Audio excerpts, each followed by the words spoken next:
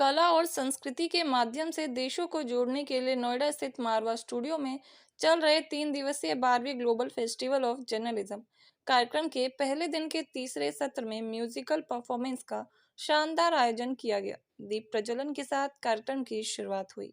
कार्यक्रम में डॉक्टर संदीप मारवा, सदूर रुस्तम बायोब, प्रेट सिजोव, बायोत्रा खमातोव, अनिला सिंह, निधि सिंह ने अपनी गरिमाई उपस्थिति दर्ज कराई। कार्यक्रम में उपस्थित सभी अतिथिगण को पुष्पगुच्छ देकर उनका स्वागत किया गया। डॉक्टर संदीप मारवा ने कार्यक्रम में उपस्थित सभी लोगों का शुक्रिया अदा किया और कहा कि संगीत दुनिया की वो कला है जो कि व्यक्ति से प्रत्यक्ष और अप्रत्यक्ष रूप से जुड़ा हुआ है। संगीत व्यक्तियों को जोड़ने का काम करती है और व्यक्ति के मन को बहलाने का काम करती है। व्यक्ति भले ही कितना ही व्यस्त क्यों ना हो, लेकिन जब भी संगीत के मधुर सुर उसके कानों तक पहुंचते हैं तो उसका ध्यान संगीत की तरफ आकर्षित होता है।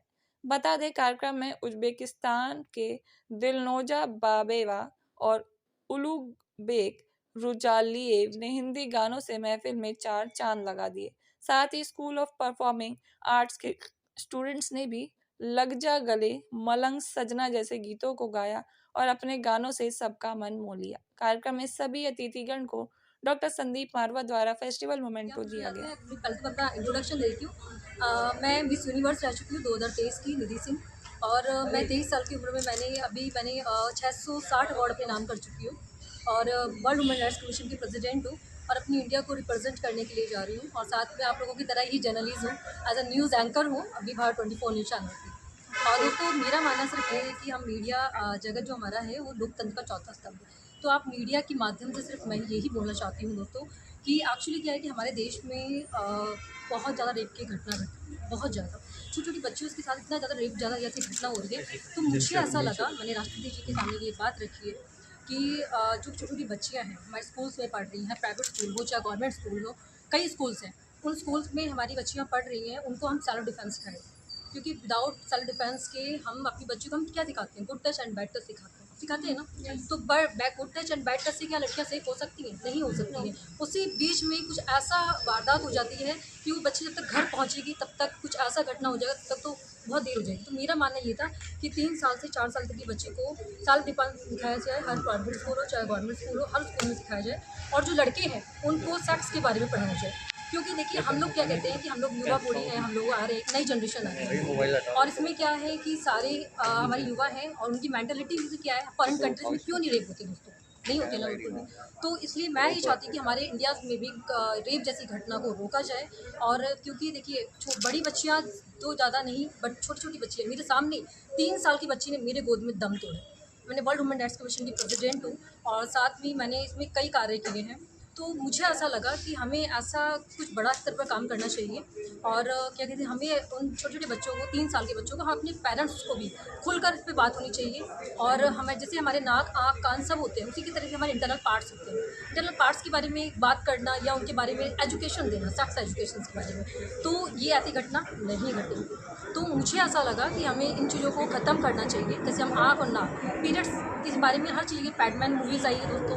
पैडमैन मूवीज़ के बारे में हमारे इंडियंस के बारे में पता चला। हम लड़कियाँ क्या करते थे, अपने भाइयों के सामने पीरियड्स के बारे में बात नहीं कर पाते थे। तो हमने सोचा ये पैडमैन मूवी भी आई, उसके बाद क्या हुआ, लड़के और लड़कियाँ सबको पता चला कि पीरियड्स का मतलब क्या होता है। उसी तरीके से अगर हम अपने देश में सेक्स के बारे में बात करें, हम इंटरनल पार्ट्स के बारे में बात करें, तो इन चीज़ों के बारे में ये चीज़ें खत्म हो जाएगी। क्योंकि आपने देखा है बच्चों के साथ कि छोटी छोटी जो लड़कियाँ होती हैं, बच्चे होते हैं, लड़के होते हैं, अगर हम उनको ये बोलेंगे इधर नहीं जाओ, तो वो क्या करते हैं? वहीं जाते हैं। लेकिन अगर हम उनको दिखा देंगे कि नहीं, ये चीज़ें, इसकी एक सीमा होती है, एक आयु होता है कि हमें किस टाइम क्या करना चाहिए। शादी के बाद सबको पता है ये सब चीज़ें होती हैं, बट उनको एजुकेशन देना चाहिए। जब तक अगर हम एजुकेशन नहीं देंगे तो हमारे देश में ऐसी घटना घटती ही रहेगी।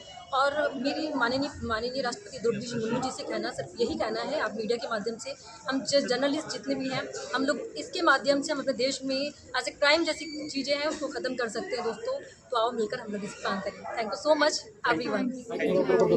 It was a fantastic event, and I would like to congratulate everyone here I think everybody enjoyed this evening, and it was a variety of events. We've attended exhibition, designed exhibition, and of course this wonderful concert. And I would like to congratulate this institution, all of the hosts here, for this wonderful event that we had here today. And I would like to wish you great success, because I see this esteemed institution as a future of India is being made here.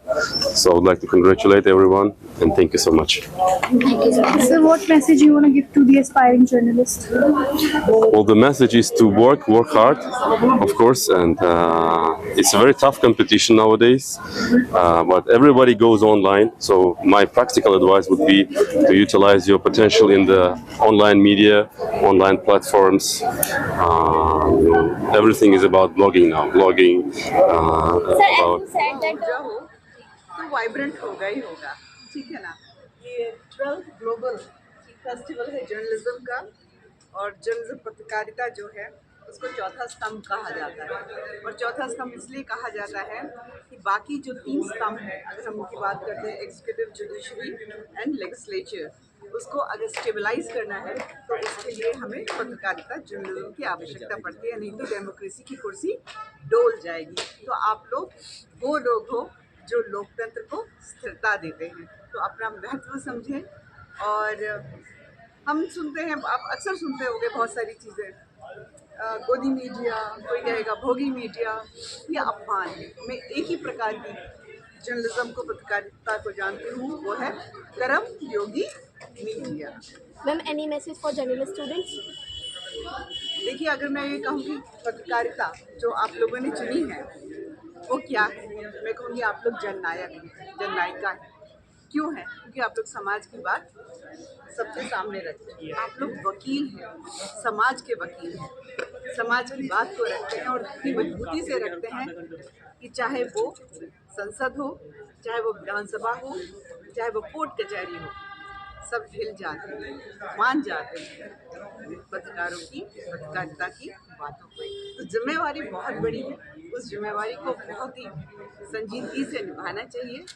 और मैं ये कहती हूँ कि आप लोग रीढ़ की हड्डी हो, भविष्य हो भारत का, भारत का भाग्य आप लोगों पर टिका हुआ है। मजबूती से आगे बढ़ो और सच्चाई से काम करो। ओरिजिनल पत्रकार तो आपको पता होंगे ना, जर्नलिस्ट कौन थे बताइए? ओरिजिनल देवों के समय नारायण जी, नारद मुनि जी थे। इसके अलावा कुछ और पूछना चाहते हैं? चलिए, all the best. Festival of journalism के आखिरी इस प्रोग्राम में पहले दिन के हम लोगों ने गीत और संगीत का कार्यक्रम रखा, और मुझे बड़ी खुशी है कि उज़्बेकिस्तान से एक ग्रुप यहाँ पर पहुँचा है जिसने हिंदी फिल्मी गानों का यहाँ प्रदर्शन किया है। बेहतरीन खूबसूरत गाने और बहुत ही मज़ेदार तरीके से यहाँ प्रदर्शित किए गए हैं।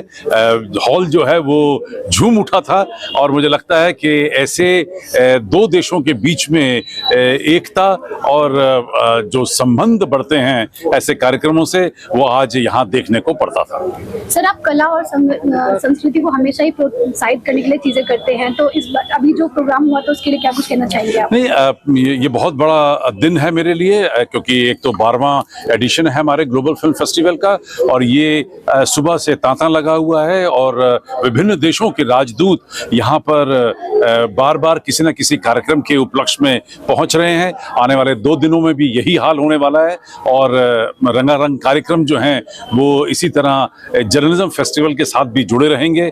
आज इंटरनेशनल डे ऑफ जर्नलिज्म है, कल रेडियो डे है, और परसों वैलेंटाइंस डे है, और तीसरे दिन हम लोगों ने यहाँ पर फैशन शो का भी प्रदर्शन रखा हुआ है। मुझे उम्मीद है कि सारे कार्यक्रमों में हमारे सभी यहाँ पर आने वाले डेलीगेट्स अलग अलग देशों से, अलग अलग प्रदेशों से, और खास तौर पे जो स्टूडेंट्स हैं वो पूरा आनंद लेंगे। तो वैलेंटाइन डे के साथ ब्लैक डे भी है सर, 14 फरवरी, वो हमारे लिए ज्यादा इम्पोर्टेंट है as compare to Valentine day, तो आप उस पर क्या बोलना चाहेंगे? मैं इतने भव्य कार्यक्रम के बीच में ब्लैक डे के ऊपर अभी कुछ नहीं बात कर रहा। हिंदी गाने सुनाया उन्हीं की तरह बचपन से, भारत से हिंदी। एक बार ना आप कैमरे में क्या स्टार्ट कीजिए। अच्छा, शुरू से। हाँ, मेरा नाम बायोत है। और मैं जैसे यहाँ जो हिंदी गाने सुनाए उन्हीं की तरह बचपन से मैं भारत से हिंदी भाषा से मेरा बहुत बड़ा प्रेम था। और इसीलिए यहाँ ताशकंद में एक ओरिएंटल स्टडीज़ फैकल्टी होती थी, उसी में 5 साल का हिंदी का कोर्स पूरा किया। इसके बाद 1 साल के लिए लखनऊ यूनिवर्सिटी में आया और फिर 86 से 90 तक मैं बोकारो स्किल प्रोजेक्ट में एज इंटरप्रेटर रहा हिंदी के। और इसके बाद मैं पूरी ज़िंदगी Tashkent state university of oriental studies में हिंदी पढ़ाने में लग गया है और अभी तक वही उसी यूनिवर्सिटी में मैं हिंदी पढ़ाता हूँ। और इसके साथ साथ ताशकंद में इंडियन कल्चरल सेंटर है, वहाँ लोकल लोग जो हिंदी सीखना चाहते हैं हम उनके लिए स्पेशल कोर्स है हिंदी भाषा के, मैं वहाँ भी हिंदी पढ़ाता हूँ। और मुझे बड़ी खुशी हो रही है कि आप जैसे जवान लोगों के बीच में मैं आ गया हूँ और मेरी उम्र 10 साल पीछे हट गए हैं।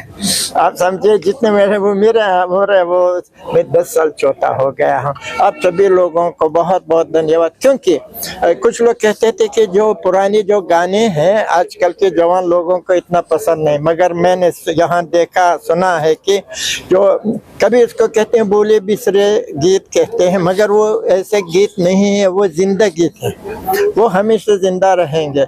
जैसे उज़्बेकिस्तान के किसी भी कोने में जाइए, किसी भी घर में जाइए, राज कपूर के आवारा, श्री 420 के सभी गाने लोग सुना सकते हैं आपको। इसीलिए मैं सोचता हूँ कि हमारे देश और भारत के बीच में जो दोस्ती इतने ज़माने से कायम रही है, इसका भविष्य में और मजबूत हो जाएंगे और हमारे यहाँ आना जाना भी बढ़ जाएगा। और अभी भी हमारे यूनिवर्सिटी ऑफ ओरिएंटल स्टडीज़ में इंटरनेशनल जर्नलिज्म के डिपार्टमेंट अभी नए खुल गए हैं और मैं उम्मीद करता हूँ कि हमारे यूनिवर्सिटी और आपके इस कॉलेज यूनिवर्सिटी के बीच में भी आना जाना कायम रहेगा। आप सभी लोगों का बहुत बहुत शुक्रिया।